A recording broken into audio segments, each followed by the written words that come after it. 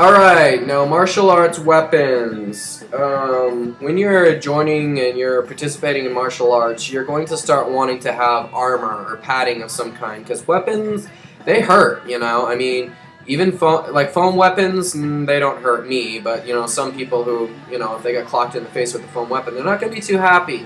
So it's just like Amtgard, Belgarth, beginning stages of the Order of Thorns, all that stuff, they use foam weapons, and that's basically learning the technique before you incorporate physical weapons. Now, many dojos just skip that step, and I'm personally under the impression that I didn't see the point in foam weapons because the weight is different. So you're learning techniques, sort of, but the weight's different, you know?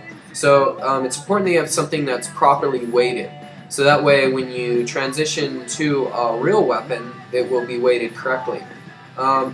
Some of the first weapons that I learned with was the bow staff. Now, I don't carry a bow staff around, but any broom handle, mop handle can be unscrewed and be a bow staff. Bow staffs can be found literally almost everywhere. And so I want to the next weapon the first weapon I learned actually was the Eskrima sticks, right before the bow staff. So these are very similar to Eskrima sticks, and although they're a ninjutsu weapon, these are Eskrima sticks. Hand bows are basically half of a bow staff, so they're thicker. Eskrima sticks tend to be lighter, faster, and you just, I don't know, it's like you just will do spins and strikes, and they're a dual-handed weapon, so that way when you're striking you have two different ring weapons. Now the biggest thing I can say with these is when you're holding an Eskrima stick, the important thing is to hold the bottom two fingers like that. So that way you keep these top two really loose and these bottom two really firm. The reason is because if somebody strikes you with another weapon and they're like bam and they strike, that whole shock is going to travel all the way up your arm into your shoulder and you could drop your weapon. Now if you're doing this, loosely holding it, then you make contact when they strike and you release real quick. And that allows the shock to just be transferred into the weapon in the hand, and it doesn't actually cause you to drop it because it doesn't travel up your whole arm and cause disruption. That's why I like soft beats hard, hard beats soft. In Shaolin Kempo, you learn that if you have a hard strike, that it will be a soft response. So you would use a circular soft catch to catch a hard strike of somebody's fist. So they come in like that, and you're like bam, and you catch it. So the same principle applies to almost anything. You're going to want to not use the hard part of your arm to block a hard strike, like your bone on bone. That will hurt. But you want to use a soft part to deflect. And that will, typically hands are the best because they can grab and they can manipulate and you can spin around, and you never really want to be in front of a person. You always want to spin to the back of a person. You tend to want to go in the direction of their offhand. So say they're used to punching with their right hand and most people are right-handed, you're going to want to spin around to their offhand. So you want to get around the left side of them. Because if you can get around the left side of them and they're not ambidextrous, they tend to not be as proficient with their left hand as this is their backup hand. And most people have a primary and a backup hand. So a lot of times you want to carry your primary weapon in your primary hand, and that just so that your larger sword, because it has more weight in your hand that's the strongest, your smaller sword in your hand that isn't. It's important to train both sides of your body and everything. So it's don't always kick with your right foot. Start kicking with your left foot. Start punching with your left hand. Hit a heavy bag and just keep working that left side of your body so that they balance out. You want to make sure both are really proficient, so that way if somebody spins around on this side, you can punch them just as easily, as you can, punch with your right hand. So these are two weapons I highly like. They're used to knock out people. They're bludgeoning weapons. You can do mini fast attacks. You can disorient. You can hit hard, hit soft. The nice thing about these is you can strike low, strike high at the same time. And people usually can't block a strike at their shins and at their head at the same time. You can block like this, block their attack, and then go bam.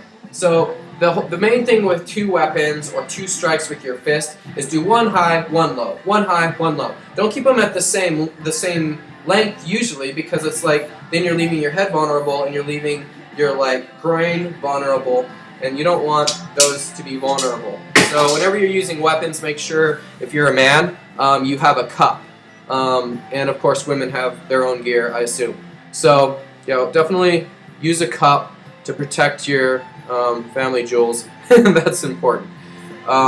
Next, let's move on to a few other weapons. So after I trained in those weapons, I trained a lot in swords in general. Now I have like a lightsaber in my car, and basically it's a polyurethane blade about this long. It lights up. It's good to train at night with. It was just a good way to start to get used to hitting with a sword, because it's similar to a sword. Now I did that a lot in my younger years. I had a friend who got me into it because I thought it was a little silly of an idea, but because they're full contact and they can't break, they can actually hurt and leave bruises and stuff on you.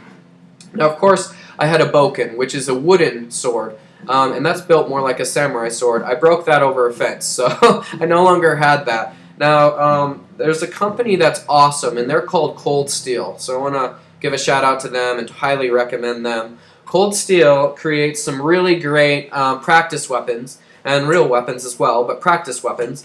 And this practice weapon, if you'll notice,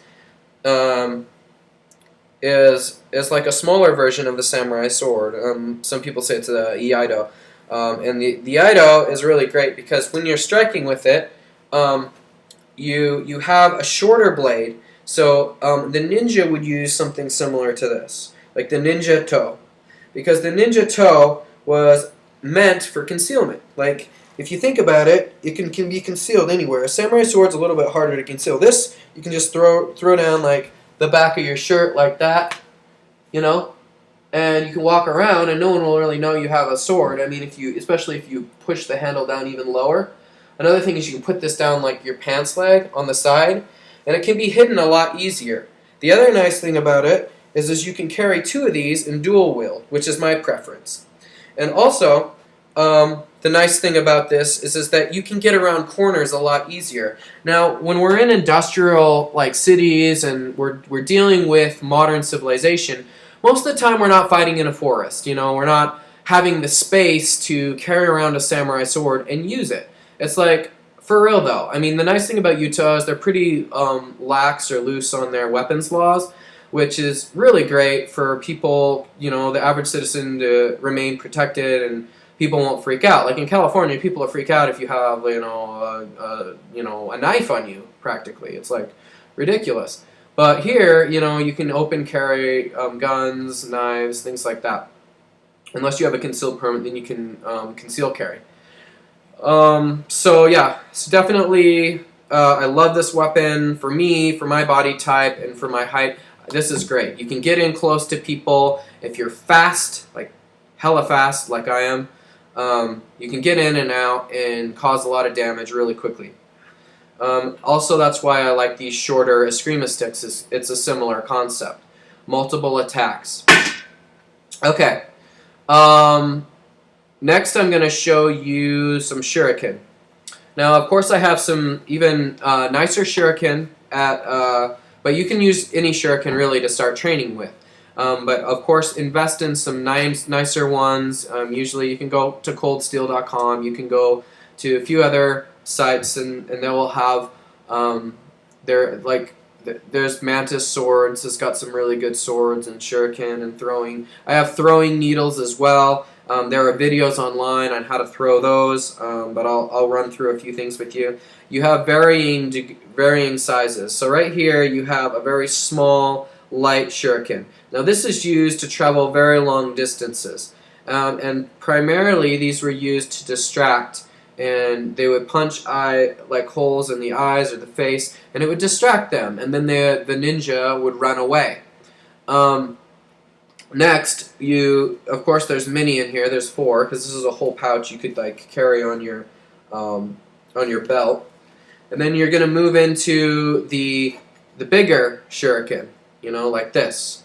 And the bigger shuriken are used for deep penetration at a close range.